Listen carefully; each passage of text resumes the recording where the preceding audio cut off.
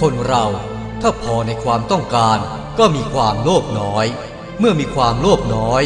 ก็เบียดเบียนคนอื่นน้อยถ้าทุกประเทศมีความคิดอันนี้ไม่ใช่เศรษฐกิจมีความคิดว่าทำอะไรต้องพอเพียงหมายความว่าพอประมาณไม่สุดโต่งไม่โลภอย่างมากคนเราก็อยู่เป็นสุขพระราชดำรัสพระบาทสมเด็จพระเจ้าอยู่หัวเนื่องในวโรกาสวันเฉลิมพระชนมพรรษา 4 ธันวาคม 2541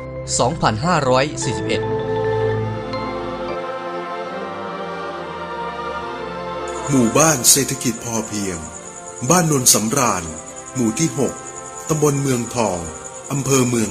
101 จังหวัด101นนสำราญน่าอยู่รู้รักสามัคคีน้อมนำวิถีพอเพียงเคียงคู่ประชาธิปไตยบ้านนนสำราญหมู่ที่ 6 ตำบลเมืองทองอำเภอเมือง101 จังหวัด101เดิมมีราษฎรจำนวน5 ครัวเรือนอพยพมาจากบ้านโพตำบลนาโพมาตั้งถิ่นฐานอยู่ในพื้นที่ปัจจุบันโดยได้จัดตั้งหมู่บ้านเป็นทางการชื่อบ้านนนสำราญเนื่องจากมีสภาพน่าอยู่มีความอุดมสมบูรณ์โดยตั้งชื่อหมู่บ้านให้สอดคล้องกับสภาพพื้นที่และภูมิประเทศบ้านนนสำราญอยู่ห่างจากอำเภอเมือง21 กิโลเมตรมีเนื้อที่โดยประมาณ883 ไร่พื้นที่ทำกิน815 ไร่พื้นที่อยู่อาศัย68 ไร่จำนวนครัวเรือนมีทั้งหมด109 ครัวเรือนจำนวนประชากรทั้งสิ้น535 คนแยกเป็นชาย265 คนหญิง270 คนแบ่งการปกครองออกเป็น5คุ้มคือคุ้มรุ่งอรุณคุ้มดงมันสามัคคีคุ้มประชาสามัคคีคุ้มโชคอำนวยและคุ้มประชาสุขสันต์ข้อมูลด้านเศรษฐกิจจุดเรียนรู้ของชุมชนซึ่งมี9จุดด้วยกันประกอบด้วยกลุ่มออมทรัพย์เพื่อการผลิตร้านค้าชุมชนโครงการประชารัฐกลุ่มทำขนมไทยกลุ่มทอผ้ากลุ่มทอเสื่อกกกลุ่มทำดอกไม้จันทร์ผลการดำเนินงานหมู่บ้านเศรษฐกิจพอเพียงวิถีชีวิตเศรษฐกิจพอเพียงที่เป็นรูปธรรมของบ้านนนสำราญชุมชนมีกิจกรรมส่งเสริมการจัดทำบัญชีครัวเรือนได้รับการฝึกอบรม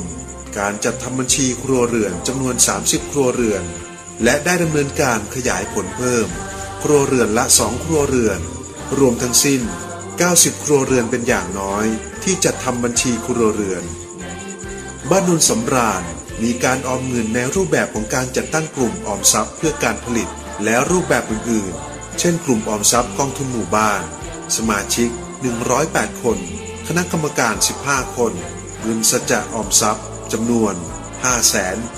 576,500 บาทกลุ่มออมทรัพย์เพื่อการผลิตร้านค้าชุมชนสมาชิก33 คนคณะกรรมการ7 คนเงินสัจจะ 34,160 บาทกลุ่มออมทรัพย์เพื่อการผลิตมีสมาชิก81 คนคณะกรรมการ14 คนเงินทุน1,200,000 บาทประธานคือ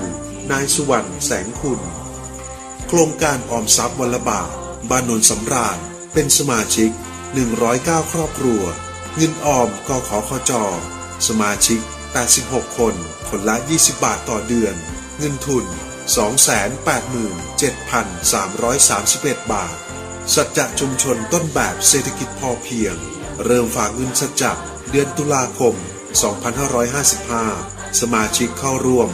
92 คนคนละ20 บาทต่อเดือนเงินทุน 104,632 บาทบ้านนนสำราญมีการทำเกษตรทฤษฎีใหม่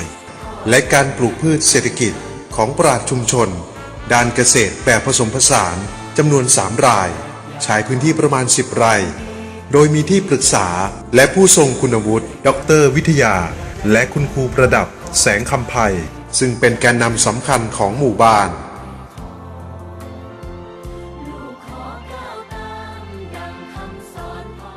บ้านนนสำราญมีการผลิตสินค้าอุปโภคและบริโภคใช้ในชีวิตประจำวันเพื่อลดรายจ่าย ช่นการทำน้ำหมักชีวภาพใช้ในครัวเรือนเป็นต้นบ้านนนสำราญมีกิจกรรมการรวมกลุ่มที่มีความเข้มแข็งและหลากหลาย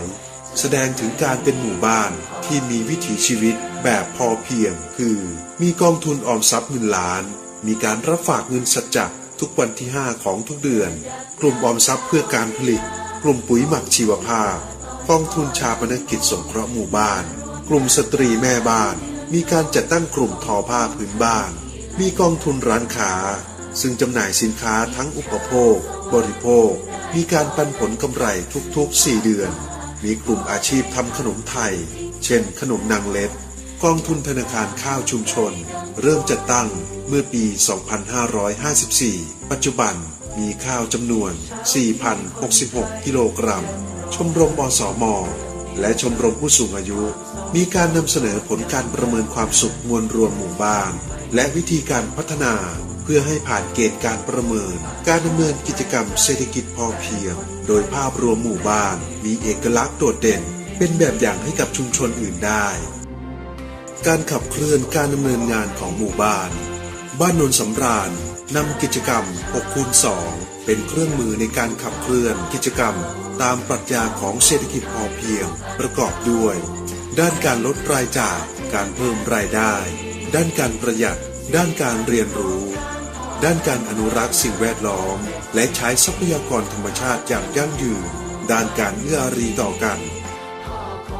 บ้านนนสำราญสามารถเป็นต้นแบบในการบริหารจัดการชุมชนดังนี้ 1. มีการจัดเวทีประชาคมมีการบันทึกการประชุมมีการกำหนดกฎระเบียบอยู่ร่วมกันของชุมชนมีการจัดเก็บและรวบรวมข้อมูลมีศูนย์เรียนรู้มีแผนชุมชนโดยกำหนดทิศทางและเป้าหมายของการพัฒนาบ้านนนสำราญมีกิจกรรมที่ส่งเสริมการสร้างสมาชิกชุมชนที่เป็นรูปธรรมและสามารถต่อยอดได้ดังนี้ 1. ชุมชนมีความเข้าใจในการคัดเลือกครัวเรือนเป้าหมายเข้าร่วมฝึกอาชีพ20ครัวเรือน 2. มีการจัดตั้งและพัฒนากลุ่มอาชีพเพิ่มในปี 2560 3. มีปราชญ์ชุมชนที่ประสบผลสำเร็จและเป็นแบบอย่าง 4. มีกิจกรรมพัฒนาเป็นกลุ่มผู้ผลิตผู้ประกอบการโอท็อป 5. มีรูปแบบและวิธีการขยายผลสู่ครัวเรือนอื่นๆกิจกรรมเด่นของชุมชนบ้านนนสำราญมีกลุ่มทอผ้าบ้านนนสำราญผ้าขาวม้าโดยมีนางสกุณาวินสาเป็นประธานมีสมาชิก10คนเงินทุน 50,000 บาทเกิดจากกลุ่มอาชีพพัฒนาต่อยอดเป็นกลุ่มโอท็อปของตำบลมีการบริหารจัดการทุนในชุมชนดังนี้กลุ่มออมทรัพย์เพื่อการผลิตร้านค้าประชารัฐจัดตั้งเมื่อปีพ.ศ.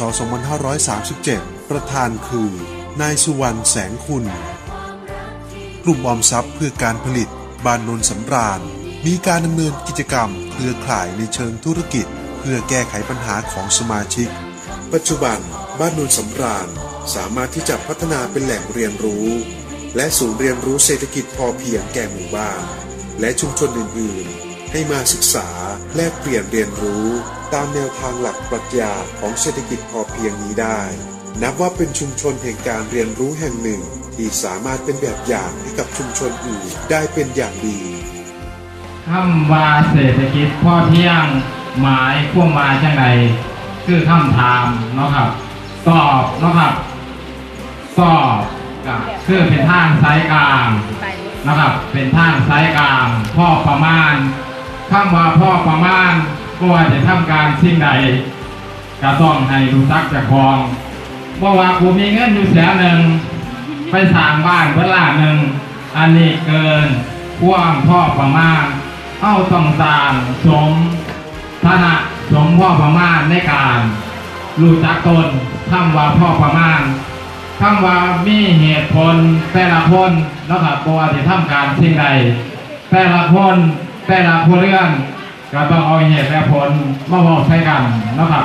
เหตุผลไปว่าทั้งที่เหตุผลจะว่าทั้งที่